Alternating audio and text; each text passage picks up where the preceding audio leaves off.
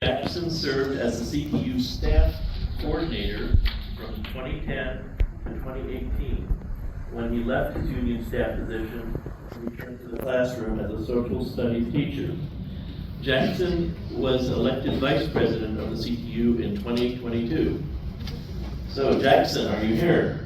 Yes, I see you. I am. Can you hear me okay? Yes. Yes. All right. Thank you for that introduction. Well, I really don't have much to add from what Mark and Rose shared. Mark, you stole all my statistics on education being shortchanged by the war machine. But I will say that as an educator, I taught in a high school in Englewood, predominantly black, low-income community, and I worked with your local affiliate for Vets for Peace and the American Friends Service Committee to stop military recruiters from really preying upon my students who didn't have the kind of support, the full rides, the scholarships, the investment. Instead, they were facing school closings and a history of institutional racism, and what Jesse Jackson and Karen Lewis, the late great president of our union, called educational apartheid. So there was this really skewed reality where, oh, you could send them into the meat grinder of war that they didn't believe in, they didn't create, but they had to pay the highest price, but you couldn't pay for them to go to college. And so we really worked together to help shift the policies and practices of the district to emphasize, alternatives to military recruitment.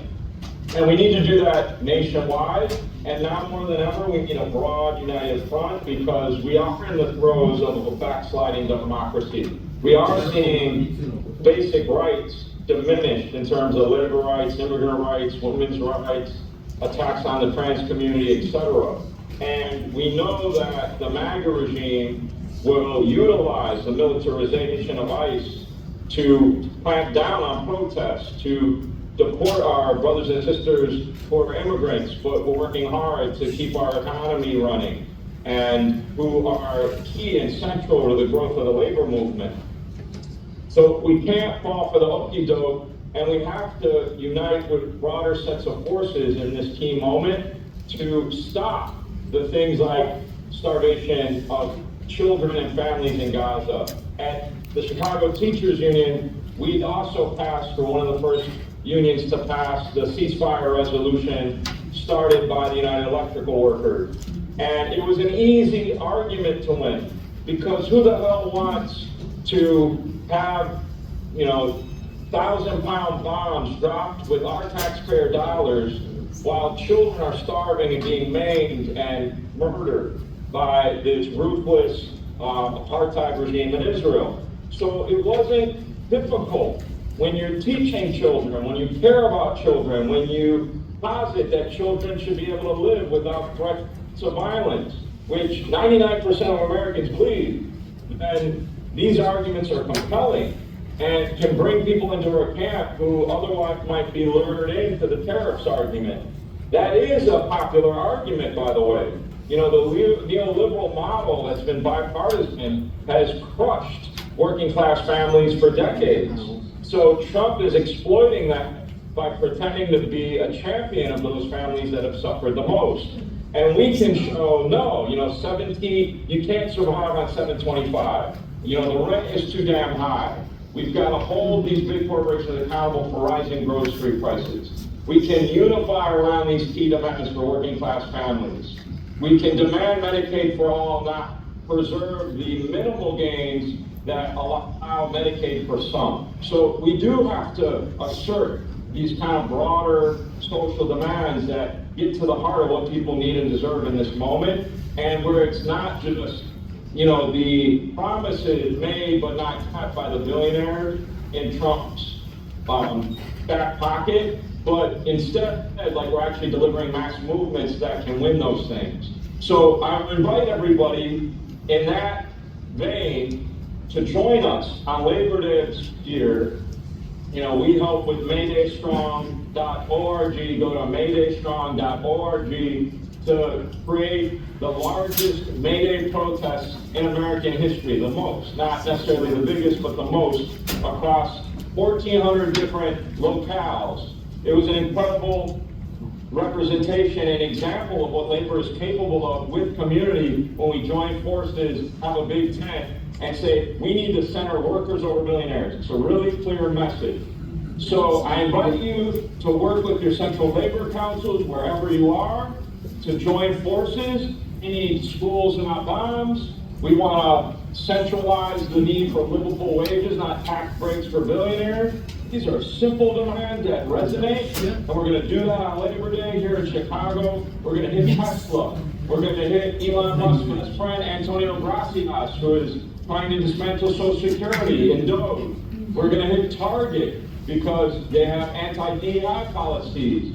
And even though they sell products in the Black and immigrant communities, they won't hire people in those communities. They won't have executives in those communities, and they won't allow people to unionize, similar to Amazon. So we need to put these people on blast and then depart and defect from Trump's coalition to weaken that bloc and strengthen our own. That is part of the strategy here. So on September 1st, in a city near you, and even a lot of suburbs, villages, townships, there are going to be Labor Day marches that are different. It's not just beer and barbecues anymore. It's too serious for that. It isn't the kind of sleepy, pro-labor, without context or substance message we've seen in the past. It's a different moment for a different time, and we're movement building this time. And it involves not barbecues and beer. Well, you can drink beer on these marches. Go ahead and do that while they protest. Oh, yeah. We also want to put the billionaires and Bezos on blast. So that's the message. Let's join together in all of the phases of this struggle. We're going to have strike action schools. We'd love to have Vets for Peace affiliates join us in those 30 cities across the country between Labor Day and May Day 2026, and then more and more disruptive action to ensure that our rights are upheld and workers everywhere aren't put at risk in terms of their basic rights, and where the war machine eclipses all other human rights. Thank you all. Thanks for all the work you do.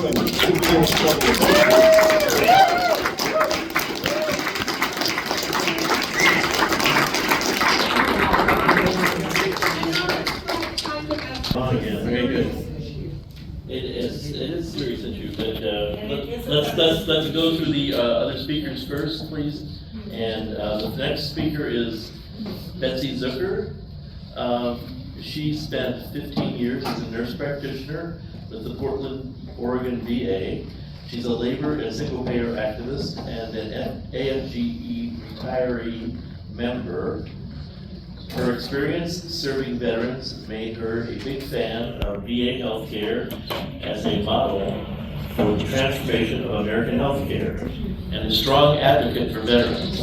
More recently, she's been working with healthcare workers for Palestine. And with the election of Trump, she's been inspired by and involved in the Federal Unionist Network Fund, a cross-union association of federal workers and allies fighting back against the current administration's attacks on workers, veterans, and the public sector. So, Betsy Zucker, are you here? Yeah. You are here. I am. Can you hear me? Yes. Yes. Great, thank you. I am so incredibly honored to be here with all of you, the speakers, and all of you activists with Veterans for Peace. Over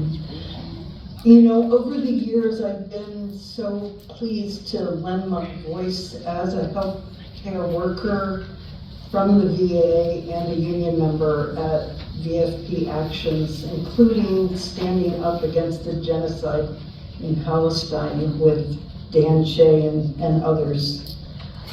Today, in this panel, what I think I can share is about some local organizing and coalitions here in Portland, Oregon, where I'm based. First, I became involved with Portland Jobs with Justice in the early 2000s, initially actually as a delegate from my AFGE local. And for many years, this great coalition has been my political home. J with J consists of more than 100 labor and community groups and individuals taking local action together for justice, whether that's on a picket line, at a climate action, or fighting for police accountability and immigrant rights. We're also involved with May Day Strong nationally that you just heard about.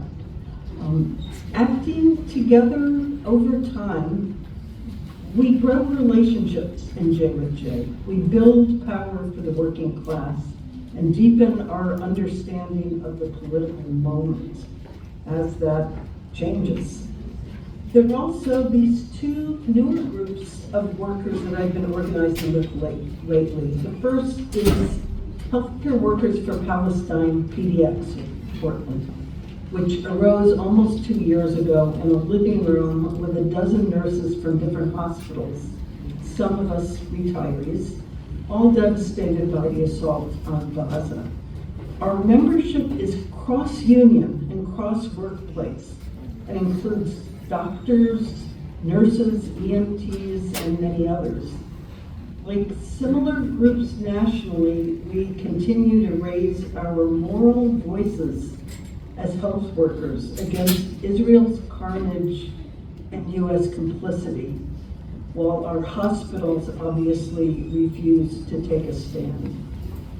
As a health worker who is taking care of people like many veterans injured by war, and as a Jew, this is incredibly personal to me, and I think it is for many other people who don't have those identities.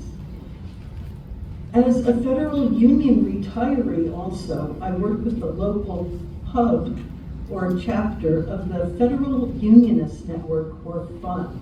I have a FUN t-shirt on today. FUN is a really exciting group whose membership exploded this year in reaction to the devastating attacks on the federal sector. FUN connects pissed off and motivated